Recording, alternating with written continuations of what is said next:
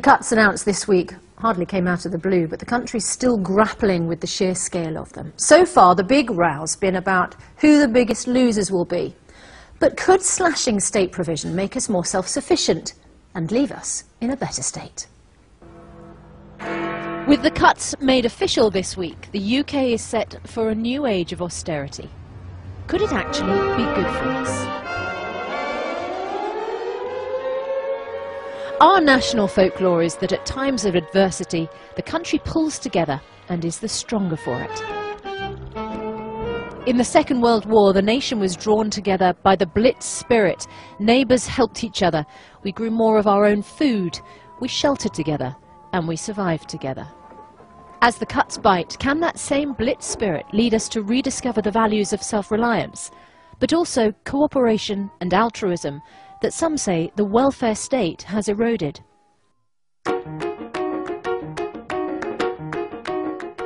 The years of boom brought a frenzy of consumerism.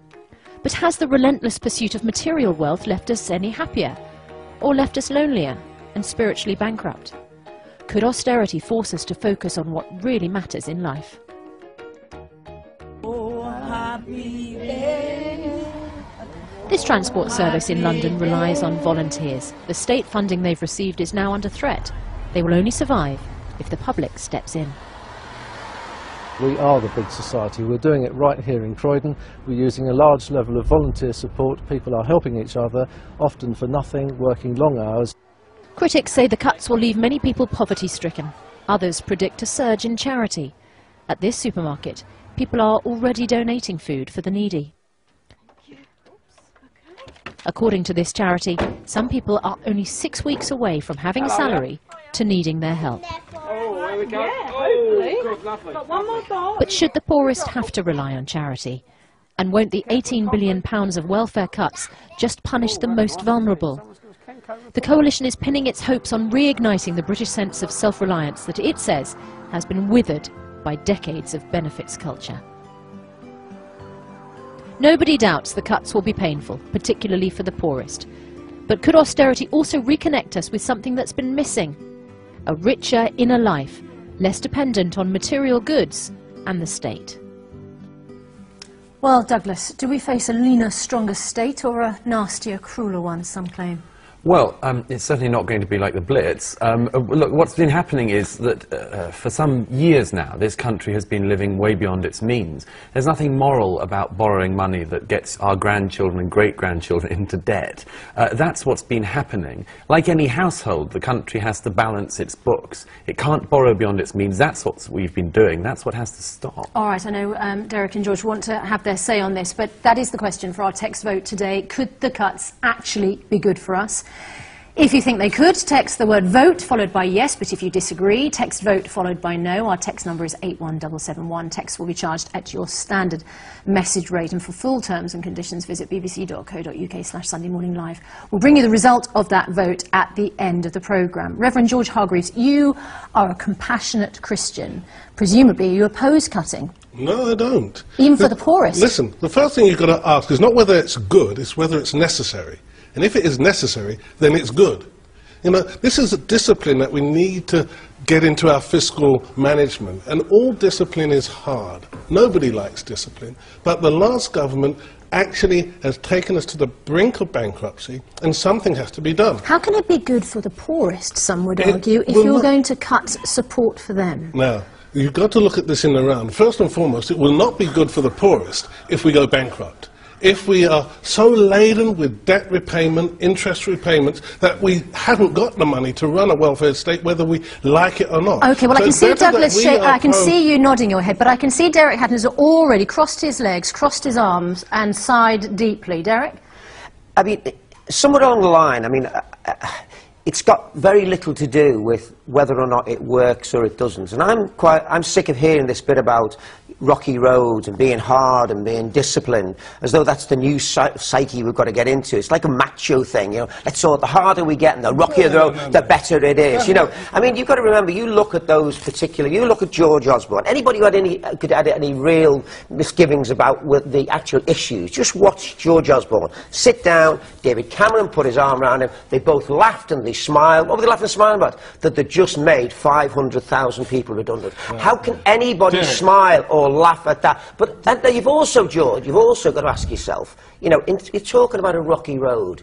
You're talking about David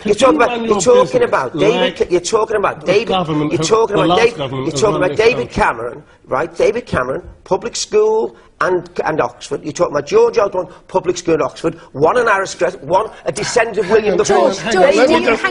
They wouldn't know a rocky road if they fell over one.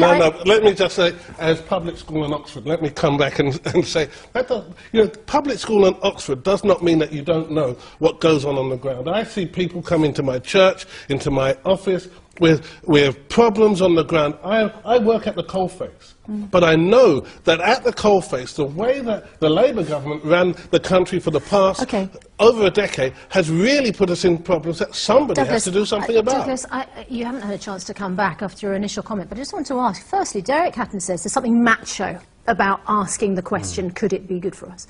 So firstly, what's your response to that? And secondly, as a defender of them, do you think there is something about how people accept this message when it comes from people who they accuse of never having faced these problems in their life? Sure. I mean, the first thing is, I do actually agree. I mean, there is an element in this of sort of talking, this is going to be tough, this is going to be difficult.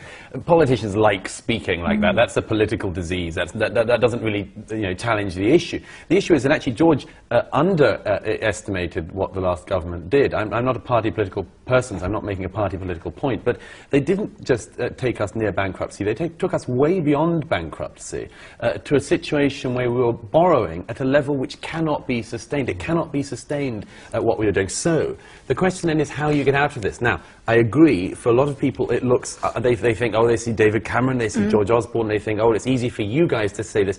The truth is, look, we elect politicians to try to make decisions on our behalf. Anyone who took over this last election was going to have to make these decisions. If it had been David Miliband or Ed Miliband in charge, they'd have done it, because the fact is that Gordon Brown wrecked the economy and couldn't admit it. The issue, though, now, quite apart from the party politics, as you've said, is this going to be good for us? Anna Bird is from the Fawcett Society. Is this going to be good for women, Anna? Well, we're really concerned that it's actually going to set women back a generation. Excuse me, it set women back a generation, and we're really concerned about the impact of the cuts on women's equality. And I think that's something we should bear in mind. I think there are three key things that happened this week in the spending review that we can identify as being really concerning for women's equality. The first one is these huge job losses we're going to see over the next 4 years. We're looking at 500,000 job losses. 65% of the public sector workforce is women, so we're going to see twice as many women lose their jobs as men. And it's going to be interesting to see what happens to those women. We're really concerned about what is going to happen with the rising female unemployment and how the government's going to tackle that. Secondly, we're really concerned about this concentration of cuts on the benefits bill, because women are more likely to be in receipt of benefits than men. So, for example, well, that's two very clear points you've made there. Just quickly, if you can make your third point, and I'll put those to our guests here. Yeah, I suppose the third point is really that where we're going to see public services rolled back, women already provide the majority of care in the home for older people, for children, and we think that where those services disappear, women are going to be expected to fill in the gaps, and it might make the choices for women, their ability to go out and work, the economics of doing that, more difficult. Okay, we don't have a woman in the studio, but Douglas? Well, if I can just, the first thing in particular, 500,000 unemployed. Look, this is a fallacious argument.